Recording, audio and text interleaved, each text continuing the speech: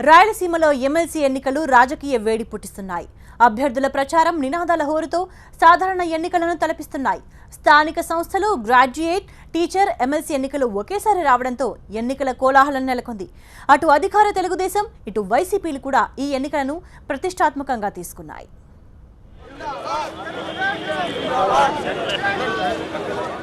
కర్నూలు జిల్లాలో ఎమ్మెల్సీ ఎన్నికలు సాధారణ ఎన్నికలు తలపిస్తున్నాయి.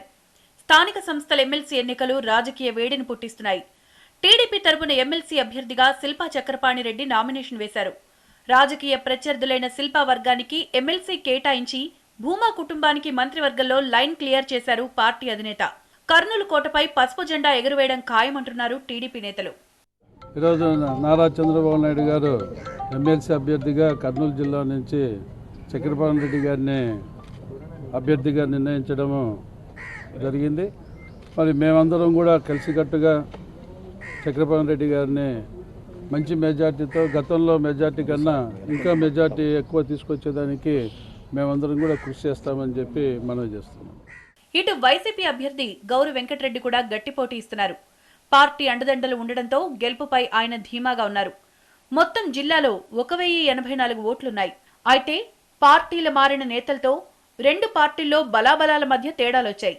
గెలుపుపై రెండు పార్టీల నేతలు ధీమాగా ఉన్నారు. ఈరోజు మా ముఖ్యమంత్రి, ప్రియత ముఖ్యమంత్రి నారా చంద్రబాబు నాయుడు గారు చేస్తున్నటువంటి అభివృద్ధి సంక్షేమ కార్యక్రమాలే ఈరోజు మా గెలుపుకు నాంది. బ్రహ్మాండంగా ఈరోజు మెజారిటీతో గెలవబోతా ఉన్నాం. జగన్మోహన్ రెడ్డి గారి విధానాలు నచ్చక తెలుగుదేశం పార్టీ మా చంద్రబాబు నాయుడు గారు చేస్తున్నటువంటి అభివృద్ధి సంక్షేమ కార్యక్రమాలకు ఆకర్షితులై ఈ పార్టీలోకి రావడం జరిగింది. వాళ్ళు రావడం వల్ల మరింత బలం పెరగడం జరిగిందని మీ అందరికీ తెలియపరుస్తా ఉన్నా. జగన్మోహన్ రెడ్డి గారి ఆదేశాల మేరకు కర్నూలు జిల్లా స్థానిక సంస్థల అభ్యర్థిగా ఈరోజు నామినేషన్ చేయడం జరిగింది. వాస్తవంగా కర్నూలు జిల్లాలో గతంలో కూడా కర్నూలు జిల్లా ప్రజలందరూ కూడా వైఎస్ఆర్ పార్టీ తరఫునే చాలా మెజార్టీతో గెలిపించడం జరిగింది. సో ప్రజలందరూ కూడా గమనిస్తున్నారు.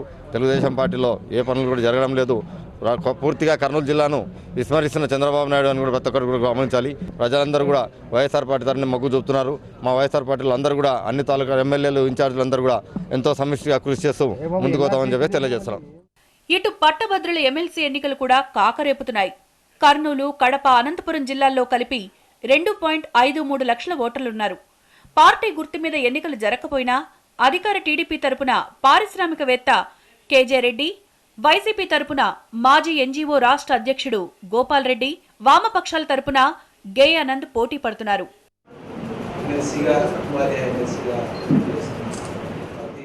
ఇక ఉపాధ్యాయ ఎన్నికలు కూడా రక్తి కట్టిస్తున్నాయి. 3 జిల్లాలకు కలిపి 20,500 టీచర్ల ఓట్లున్నాయి. పార్టీ ఎన్నికలు కాకపోయినా బచ్చలపల్లి పుల్లయ్యకి టీడీపీ, కేవీ సుబ్బారెడ్డికి వైసీపీ, కత్తి నరసింహారెడ్డిని వామపక్షాలు బలపరుస్తున్నాయి. టీచర్లంతా తమ వైపు ఉన్నారని ముగ్గురు అభ్యర్థులు ధీమాలో ఉన్నారు.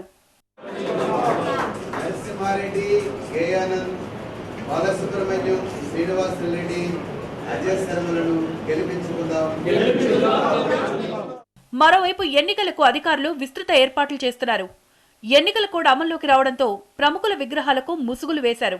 ప్రతి సోమవారం కలెక్టర్, ఎస్పీ నిర్వహించే ప్రజా దర్బార్లు కూడా రద్దయ్యాయి.